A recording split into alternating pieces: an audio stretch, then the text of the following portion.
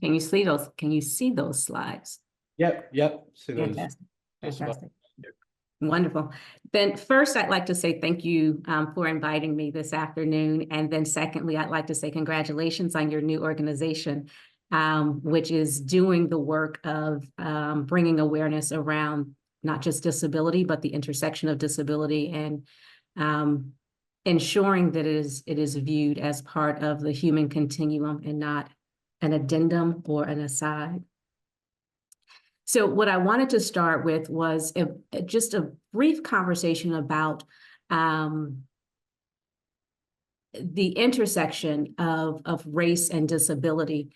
And I'm hoping that my presentation will actually allow Shuki and Kara to be more detailed, right? So I'm hoping to give an overview and then a transition to the other panelists that you have. And I'll start off with this definition of intersectionality. We use the term so much right now that it's almost becoming a little bit too common. And we forget that intersectionality is really about how individuals experience and navigate those intersections of marginalized identities. It's not just being able to locate where you have intersections between gender and race and disability, but it is also being able to critique and call out those areas of marginalization and oppression. So we have this definition of intersectionality, the complex cumulative way in which the effects of multiple forms of discrimination, such as racism, sexism, and classism, combine, overlap, or intersect, especially in the experiences of marginalized individuals or groups. So there's our definition, just kind of to set the tone, to be very explicit that we are talking about racism, sexism, classism, ableism, and the intersection of those experiences. The other thing that we should consider, right, because this is such a popular term right now, it's almost as if it's brand new. Well, this term has been around for decades. We have Crenshaw, who introduced the term, but then we also have Patricia Hill Collins, who talked about the intersection of race and womanhood. We have Alice Walker, who did the same thing. But if we continue to think about the intersection of race, gender, and disability, it shows up historically, and folks have been talking about it for years. So in this particular picture, we have Sojourner Truth, who we know talked about or gave her presentation on Ain't I a Woman? And what she attempted to do was to define herself and her gender as being unique and separate from race, understanding that race is one category, and in her time period, it was very easy to put individuals into simply one group, right? They were identified as African or enslaved or free Black. What she began to argue in her presentation of Ain't I a Woman is that her experience as a Black woman was unique and distinct from just being an enslaved person. But then when we begin to look at her personal experiences and go one step further, we also know that she was dealing with a disability. What is interesting and maybe even a little bit disheartening is that while she was very willing to step up and talk about her gender, she made efforts to conceal her disability. She was injured as a teenager and lost the use of her left hand. And she made every attempt to ensure that in any photographs that it appeared as though her hand was not disabled, but able. So in this particular picture, what we see is knitting rods in that left hand of hers. And we also see that she has that right hand positioned in such a way as if she was actually knitting with both hands. But because of the time and space that she lived in, she could not fully talk about her multiple intersecting identities. If we move a little bit forward towards in history, we come across this concept of double consciousness, right? And in this concept of double consciousness, Du Bois talks about this particular sensation, the double consciousness, the sense of always looking at oneself through the eyes of others, of measuring one's soul by the tape of a world that looks on in amused contempt and pity. One ever feels his two-ness, two souls, two thoughts, two unreconciled strivings, two warring ideals in one dark body, whose dogged strength alone keeps it from going asunder. Granted, Du Bois was not talking about disability. He was talking about the experience of being Black in the United States and struggling with finding your position in a world that affirms whiteness and marginalizes Blackness. But if we take a look at this statement that he makes in Souls of Black Folks, we can see that there is still this idea of a double consciousness that might be able to be applied to the experience of intersectional identities. When we think about this double consciousness for individuals who are African American with a disability, it's often the challenge of having to internally affirm the integrity of a disability and cultural identities while confronting the norms of educational or organizational systems that have been historically hostile to both of those identities, historically hostile to both a disabled identity as well as being a person of color or African American identity.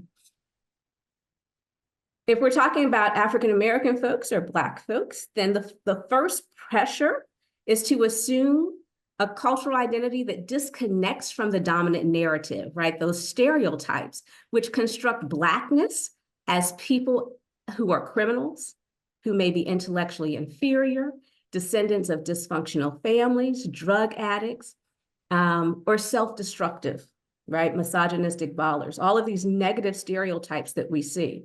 So when also as we think about students who are coming to our campus, we have to realize that they are experiencing these two warring souls, these two identities of how will this academic space embrace them, given that their first pressure is to demonstrate their ability as an academic, and to possibly reshape these stereotypes that are associated with Blackness. That second pressure, when we're talking about this double consciousness that folks experience from the intersection of both race and disability, the second pressure is to assert oneself as an academic achiever in a world that ascribes to individuals with disability as the label of GIMP, cripple, ill-informed, or invalid, right? And I have ill-informed in there because when I lived in the South, that was still a phrase that was being used by some of the older residents in some of the rural areas where I was working at the time.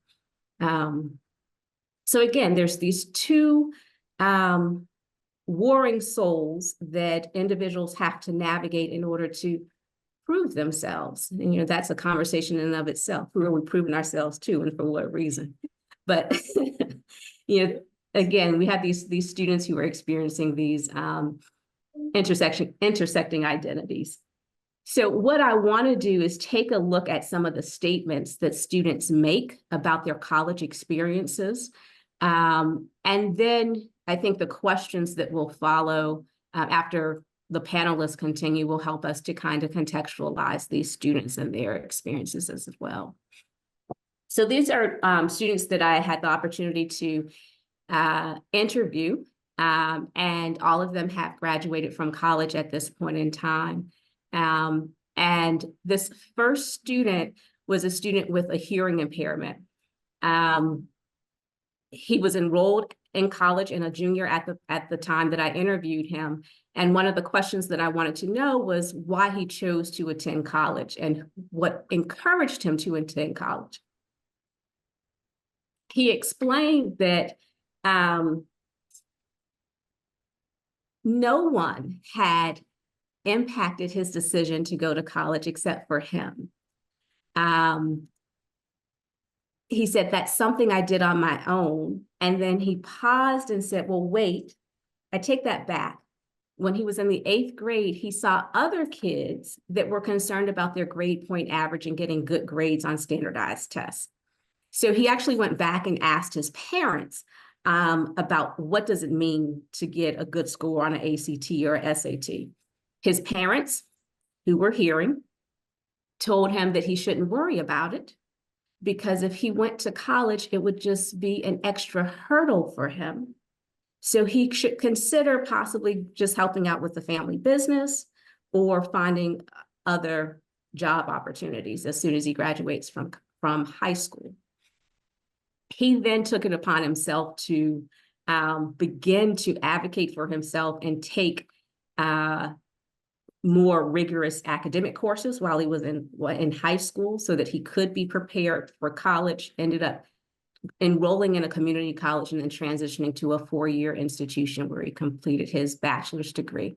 But I think that his statement is reflective of the work that we still have to do and helping students to see themselves as academics and helping those adults around them to also understand that a disability does not mean less.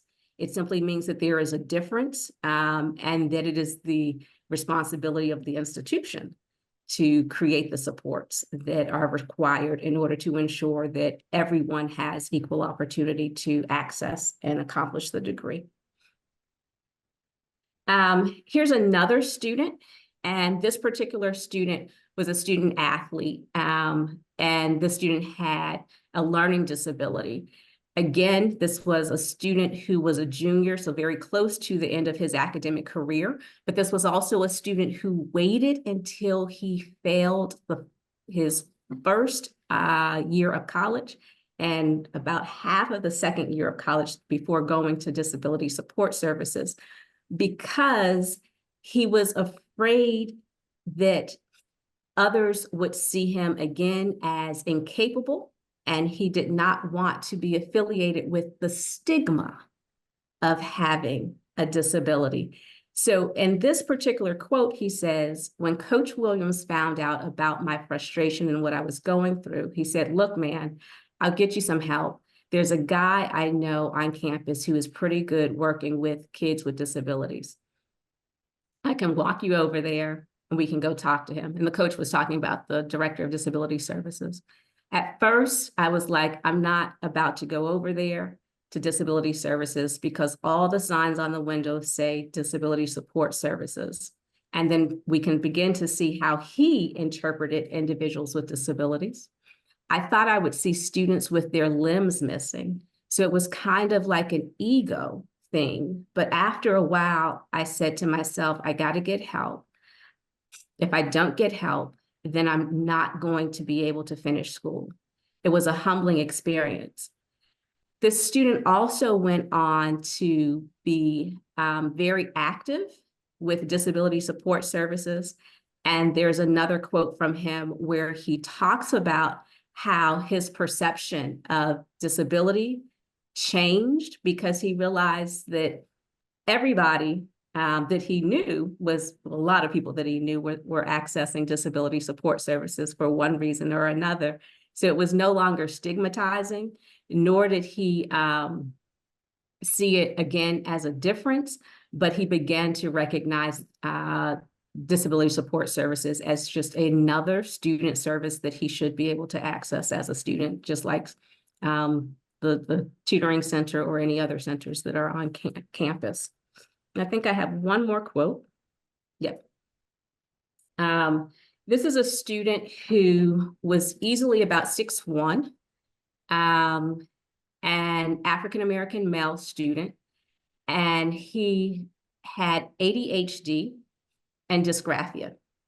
So needless to say that sitting in a class, attempting to listen to a lecture and take notes at the same time was not an area of strength for him. As a result of that, there were a number of professors that would call him out in the middle of a class because they assumed he wasn't paying attention. Well, as with any of us, if we get called out unexpectedly, it raises anxiety. And then if we think of the power differential between a faculty member and a student, the student immediately became on edge and edgy and defensive. So faculty were concerned that he did not have the appropriate disposition to be in the profession. And so this particular student said it got harder at times. I used to wish I didn't have to deal with it. All the negative labels and assumptions from students, from instructors. I also had to deal with white male instructor issues. So I realized to be more successful, I can adjust my actions. And that's what I did. I adjusted myself and it got easier. I deal with stereotypes a lot, but I'm ready to address those issues. Luckily, I didn't disengage. And the student went on to talk about how he saw others with disabilities kind of just say, throw up their hands and forget it. I don't want to deal with these negative assumptions, these stereotypes and pressures that I'm experiencing. So they kind of emotionally, physically withdrew from classes because it was not the academics that was challenging, it was the environment that was challenging. So coming back to this idea of intersectionality, what we also see from the students' comments is that we cannot separate one identity from another, that they are all connected. And that also means that for us who are working in higher ed, that we have to begin to be more reflective about what students are experiencing when they are in our class. We have to be more reflective about how we are presenting instruction so that it can be more accessible for individuals who learn differently. And then also consider how our instruction might be oppressive and marginalizing for those individuals who are not able to sit there for 2.5 hours and sit and get, right? So that's what's about us and what can we possibly do differently? And again, just recognizing that the students are bringing with them their racial identities, their disability identities, their their gender identities, their cultures, and abilities. So we want to make sure that our classrooms also embrace all of those intersecting identities. And I think that was my last slide, but just a reminder, when we think about disability justice, just a reminder that all bodies are whole, all bodies have strengths and needs that must be met. We are powerful, not despite the complexities of our bodies, but because of them, we move together with nobody left behind. And at the end of the day, this is what it really means to have a disability just campus and classroom. So I'll stop sharing.